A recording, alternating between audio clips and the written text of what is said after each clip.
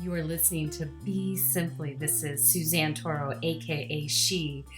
You can anticipate being inspired, discovering some inner and outer wisdom and inspiration. Without further ado, let's dive into Be Simply.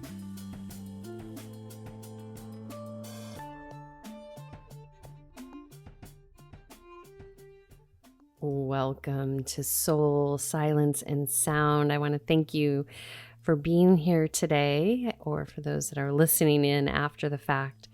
Today we're going to dive into a little Dharma talk around trust, and then we'll dive into a silent meditation with a little background by Random Rab, and then sound, balancing, grounding for your system. And so at this moment here on planet Earth, trust is something that will eventually need to be repaired. And why I say eventually is because it's hard to completely repair trust when one is not fully in the know of what is unfolding around them. It's similar on a micro level. If you have a relationship and someone is having an affair with someone outside of the relationship and you don't know about it, and then you find out, trust has been broken. So that's like a microcosm. Or if someone's does something to you and you had no idea, and then you would discover trust has been broken. So there's micro ways that this happens, and there's macro. And right now, at this moment, the veils keep dropping, and more of humanity is becoming aware. And really, this had to happen in a slow-paced process, because there is this thing called cognitive dissonance, that when one sees something that they weren't aware of, the mind gets shattered, and its protection mechanism is to pretend that that's not true, what they're seeing, and to shut it off, to make themselves comfortable so they don't really have a complete meltdown. And so this is a good protective mechanism that our mind can sequester. Sometimes in extreme trauma, we'll put it in a little box to keep it safe. But for right now, what's happening is the veil is so thin that it's very clear and obvious as to what is being revealed to many, not all. And so for those of you, I did a great talk with an author, Carrie Kelly, American Detox. I'm going to put that link below, or if actually it'll be the next thing you could listen to after this on all the streaming services. But not everyone is on the same page about what they think is so, but bit by bit, it's all becoming very clear. So the what is will always be, and you can't change the matter-of-fact things that have occurred. And so this word trust, if we just bring it to the micro level, is that it's time to start rebuilding trust with things that we have direct impact and relationship to. And so for anything, first starts with the internal. So how does one rebuild trust with the interior self to the outside world? Because this is a very important part of the process, is that when one realizes that they've been manipulated, lied to, they didn't understand what they were participating in, they didn't understand even what was going on behind their back or in plain sight. And so when the individual has that realization, they become shocked and go through all these different phases of trying to make sense of this new bed of information. And so we start with the interior, because what happens is the individual typically blames self. If they're not a self-aware human being, they might start to try to blame the other person that did this to them, or organization, or this, that, or the other. But really it comes to the interior, because If one was not willing to see or had their own ulterior motives of what they wanted to be, then the manipulation was really taking place simultaneously. Basically, one person that is relatively potentially innocent in the situation and one person that was covertly manipulating or overtly manipulating the situation. It became an entanglement. So in this moment, on a spiritual level, we want to rebuild up our own trust within ourselves. This is going to be really important because as more and more information becomes available, we can't stick our head in the sand anymore, nor do we want the things that are going on to continue going on this planet. And so by building up a deeper relationship with self, with trust, trusting ourselves, and our friend or friends, our inner code of ethics, then we know, hey, we can rely on ourselves to uphold those inner code of ethics with the outside world. And so a lot of people can make up things. They can make up ideology. They can make up theology. They can make up all kinds of things. They can even make up stories so that they perceive a relationship the right way or the wrong way, just based on what they would decide they want to see. And this is why in our perceptual reality, we require an observer to help co-create the reality we're in. Now, in this moment, there's been the mass humanity perceiving reality in one level and it being reinforced by covert energies that have been manipulating so that we wouldn't see the wrongdoing on the planet. It's been hiding in plain sight. And that has impacted so many things. It's touched all of our lives in different ways.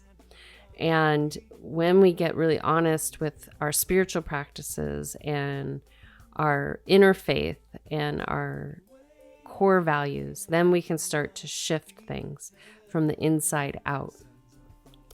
And then we have more strength and willingness to see what is. Because sometimes it takes great courage to see what is. And it takes even more time to discern what is the best course of action in that moment.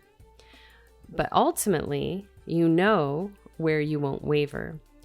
And I've used this example before, but I'm going to use it again. I haven't checked in with him, but I'll send him a recording of this.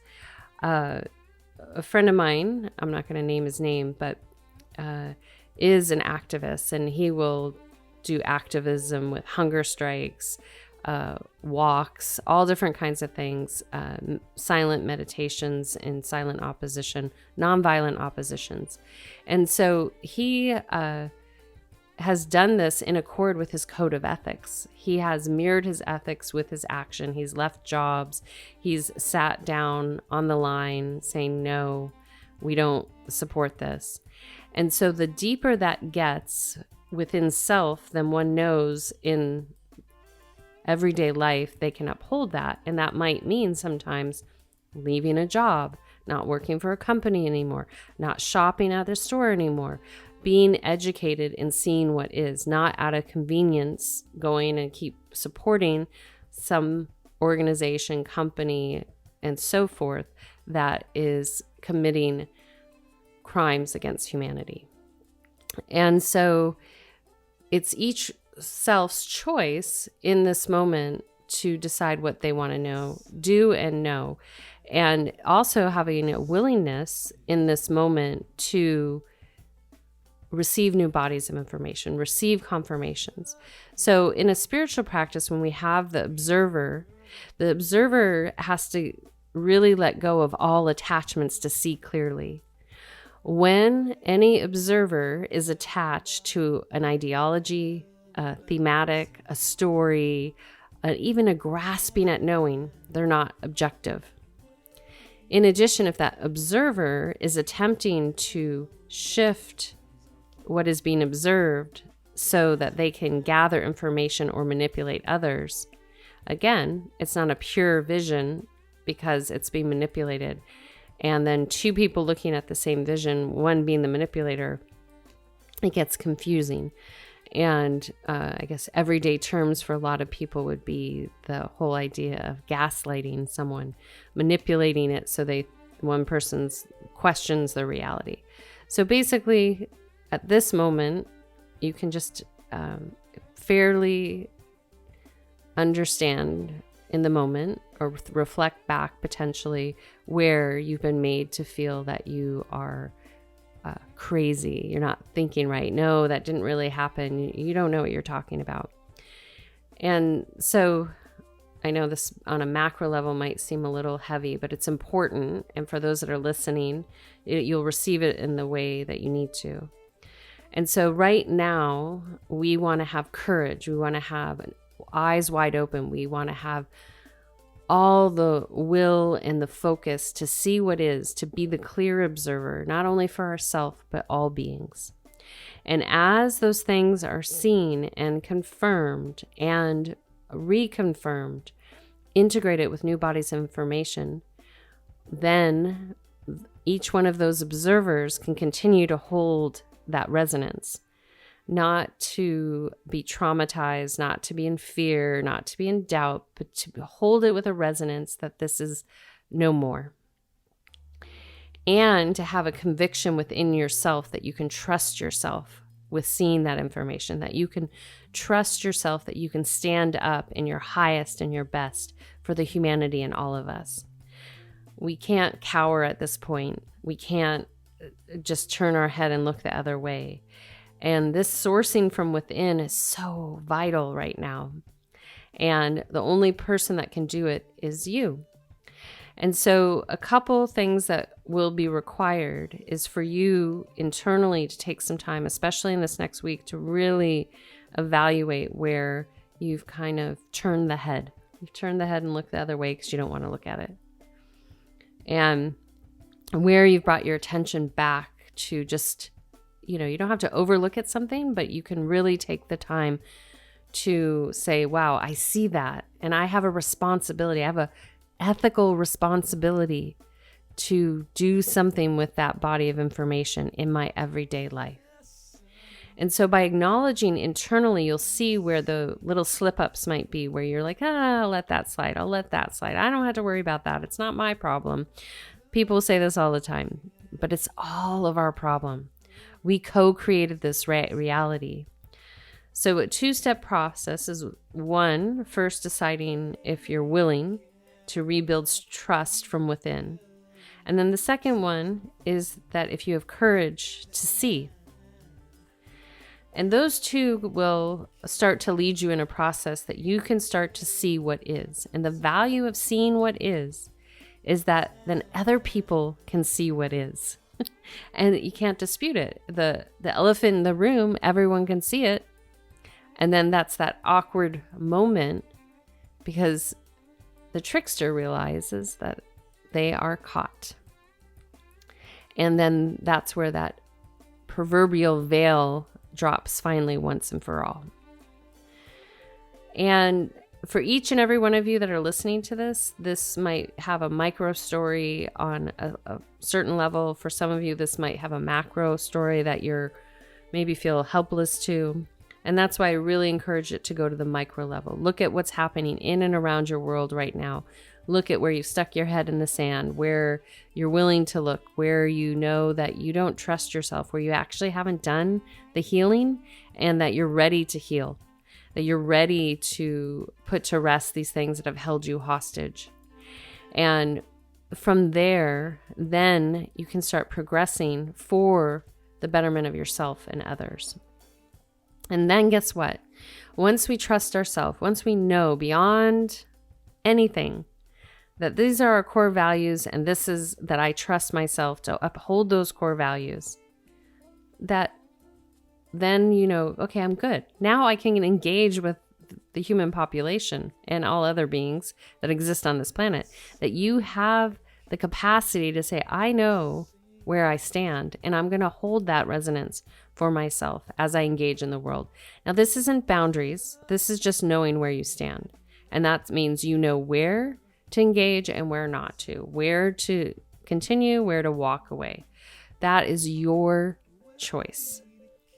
And so then what happens in that moment, it's really powerful. You start realizing like, wow, I absolutely can uphold this right here in my microcosm. And then that starts to have this beautiful ripple effect, because everyone in and around you will be impacted by your actions.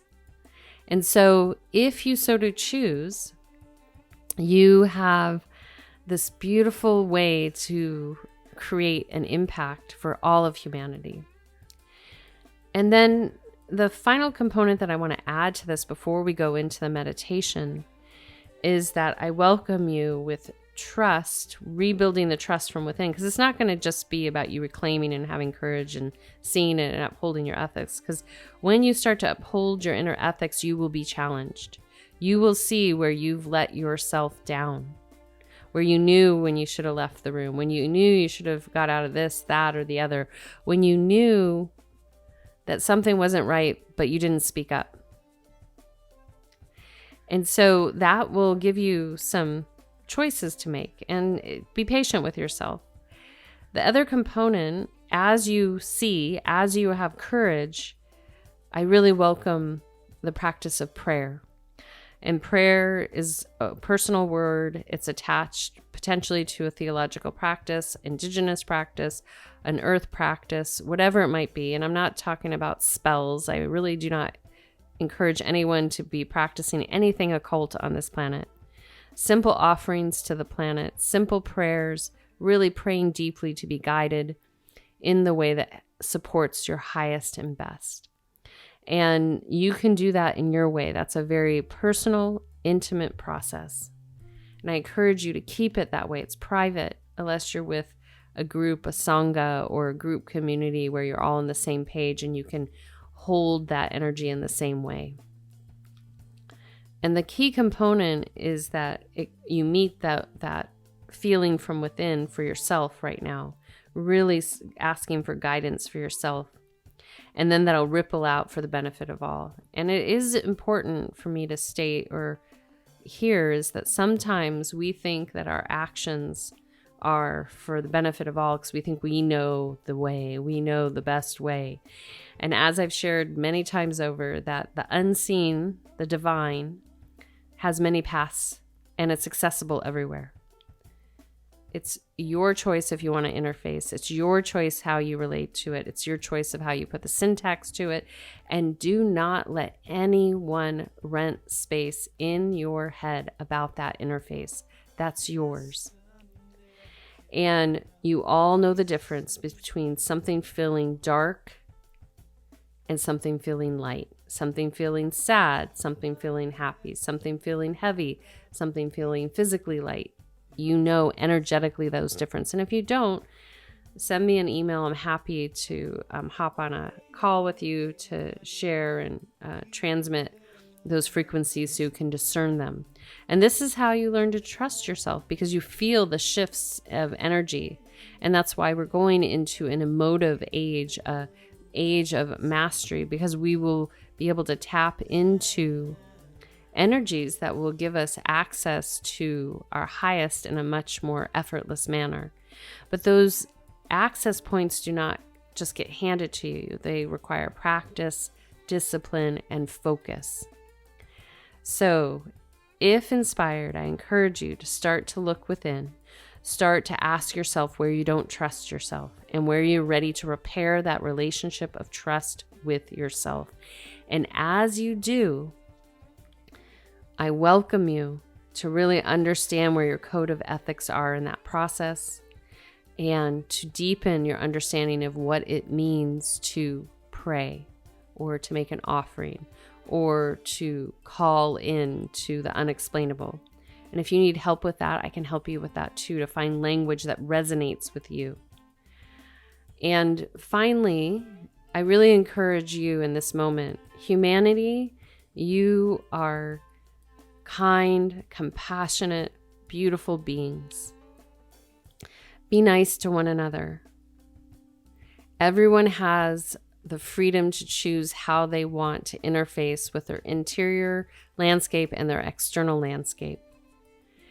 And it is built into us to be kind to all beings, to be kind to all beings. Humanity has that capacity. For those beings that don't have that capacity, they don't really have a place in this ecosystem, but it doesn't mean we can't hold compassion for them. And so rather than divide humanity, this is the time for you to unite. This is the time for you to allow each and every one of humanity, all of us, to coexist and access this unseen divine in the way that feels aligned for them. And for those of you that might be listening to this that are in a power position and know within certain areas there's a veil held up and certain organizations have been manipulated, especially under theology, I call upon you to find your heart and to drop that veil, because it'll be dropped for all of us in the near future.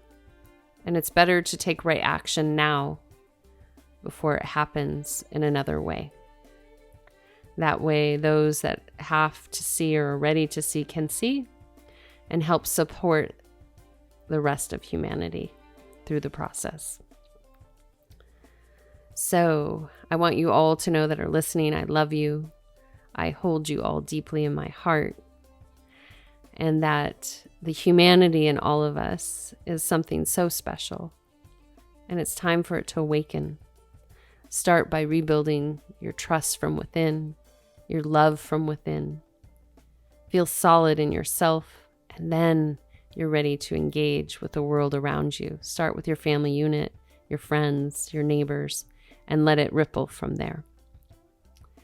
As we go into this meditation, just come up into an upright seated position. Taking a nice, gentle breath in. And then exhale out.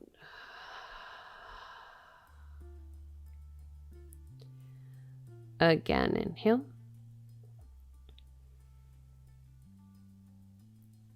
And exhale.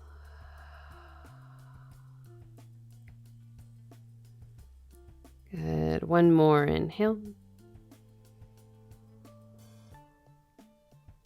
And exhale.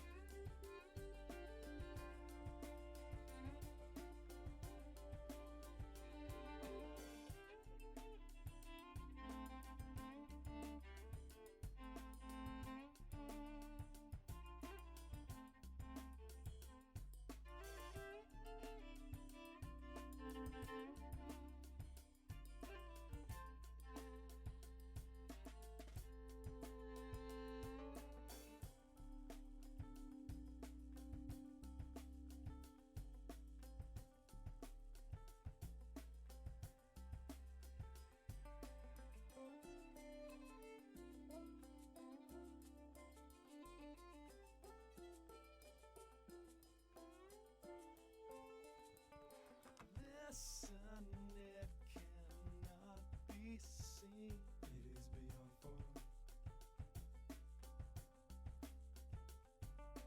Look, it cannot be heard, it is beyond sound. Wait, it cannot be held back. The sands are falling down. Wait, it cannot be held back. The sands are falling down.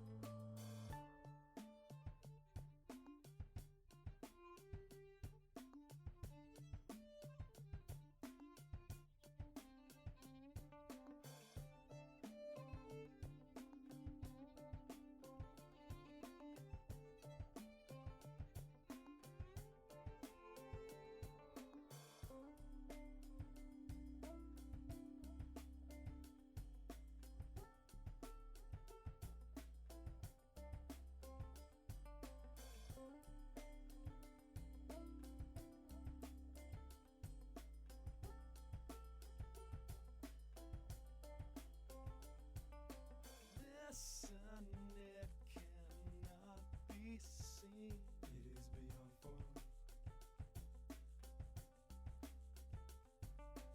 Look, it cannot be heard, it is beyond sound. Wait, it cannot be held back. The sands are falling down. Wait, it cannot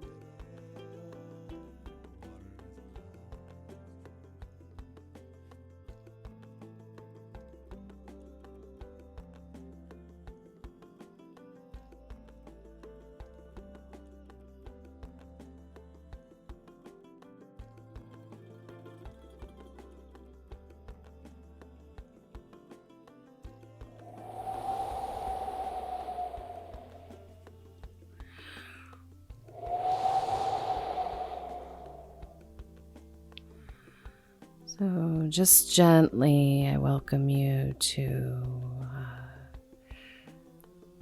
just bring yourself into Shavasana, reclining completely flat on the floor or bed or sofa, and just lay with your back to that surface, palms face up, and then continue to follow your breath and receive.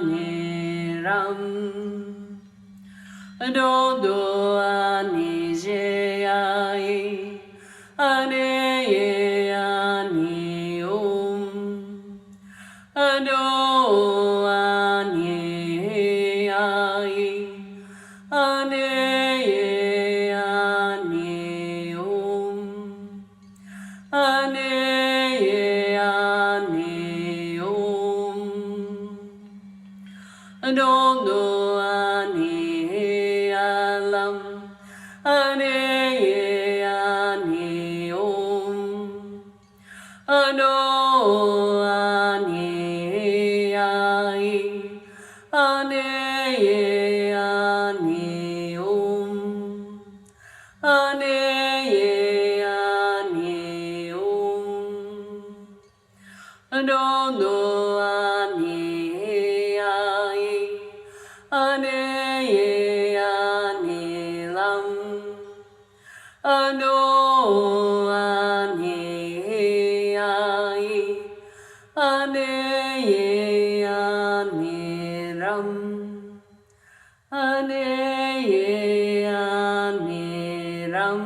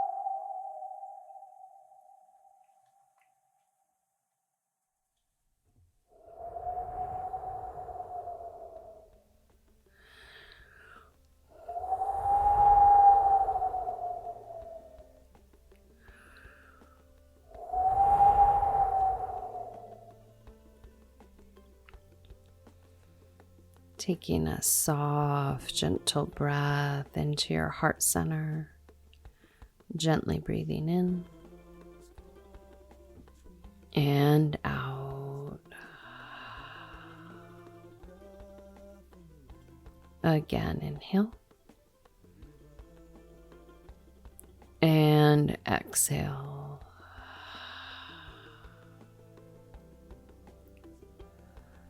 Another one, inhale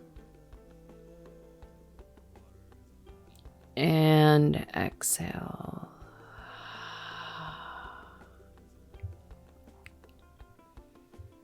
And then gently from there, just welcoming you to gently move the fingers and toes and gently rise up into a seated position. Taking another deep breath in and out.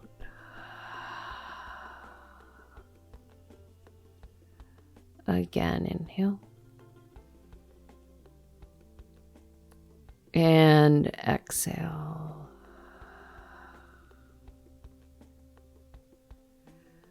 Good. One more inhale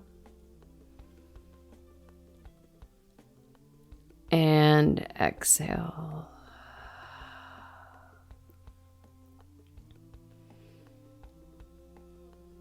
Good. And then gently from there, just taking a moment to just give gratitude for all that you are, all aspects of self. Taking another deep breath in and out.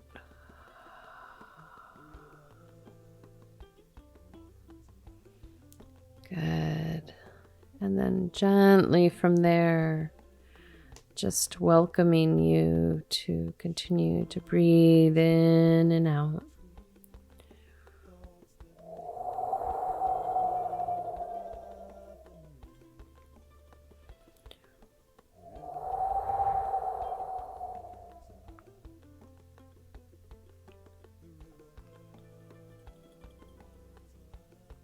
And then, if inspired, sending out some love, compassion, kindness out beyond here.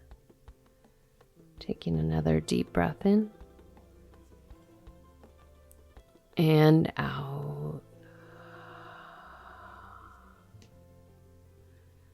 Good. Again, inhale.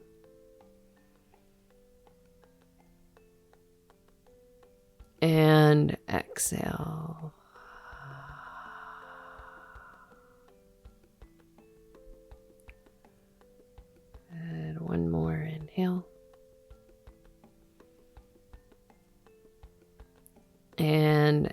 exhale.